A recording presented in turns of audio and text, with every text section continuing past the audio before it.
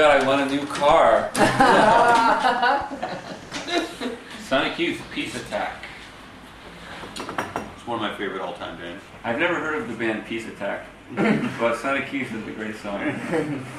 They bridged for me like a period of my life when I was like 15, and I sort of more listening to sort of just dumber punk rock and things like that. But this is probably one of the longest spanning bands in my life that I still like. You know, how many bands do you carry with you through?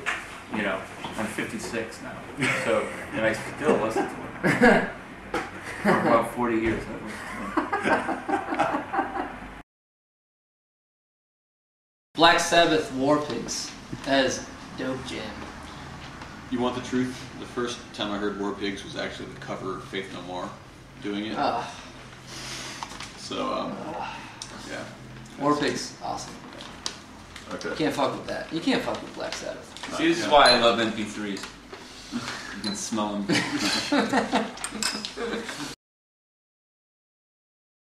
I grew up in a working class town and I was a tough guy. Was. No, look at the colors I wear now. That's not tough. No. You can do it like... Lady Straight. Oh, good God. What is it good? Oh. I don't know, but, you know, besides the war part, Bruce Springsteen's ass on the cover of Born in the USA. Ooh. Huh? Ay, ay, ay. And I don't know what Edwin Starr's ass looks like, but I'm sure it's just as good. It's like two Dalmatians fighting in the back of his jeans.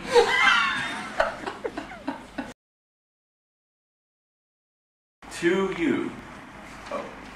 You too. Ayo. Sunday Bloody Sunday.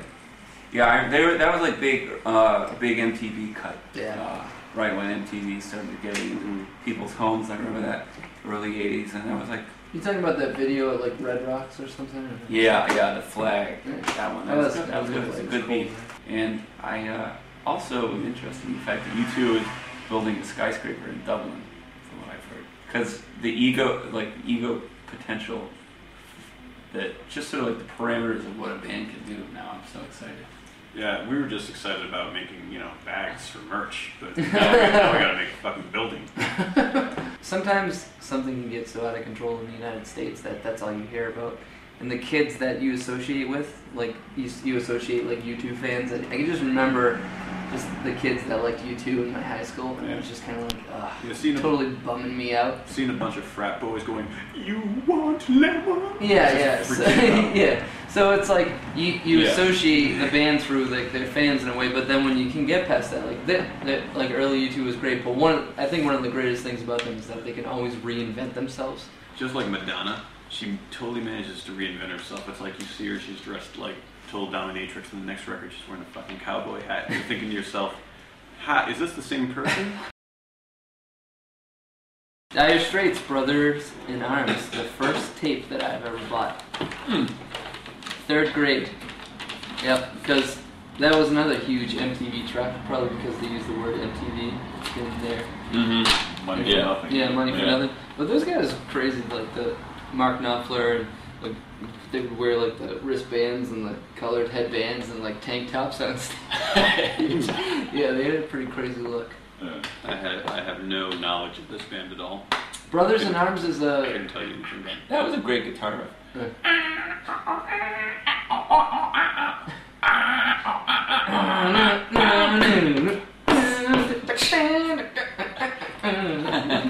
We got to move these refrigerators. Yeah. And then they had that like animation of those like really like those sorry.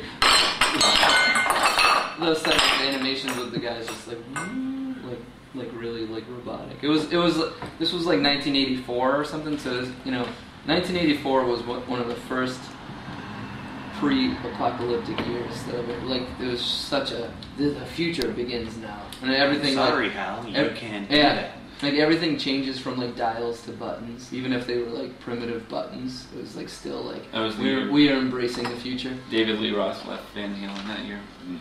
Yeah. God among men. Jonathan Lennon, give peace a chance. He is a more, I mean, and feel free to argue me on this, but compared to Bono and Oprah and stuff, he's a real genuine kind of. I think it was the first time in history that John Lennon and Oprah. Yeah. No, but you know, he really was able to use his superstardom for genuine good, and his heart was genuinely in the right place. An interesting fact is that he lived right next door to John Cage for a little bit in the 70s in New York when Richard Nixon was the president. And Nixon was really afraid of him because he was like anti-war, kind of leading the anti-war rally.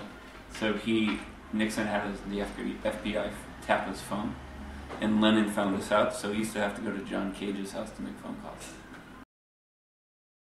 Pat Benatar, Love is a Battlefield. Yeah, This is the truth. Another early 80s rocker. I always liked Pat Benatar. Yeah, me too. I always used to look at the record cover and think she was really hot.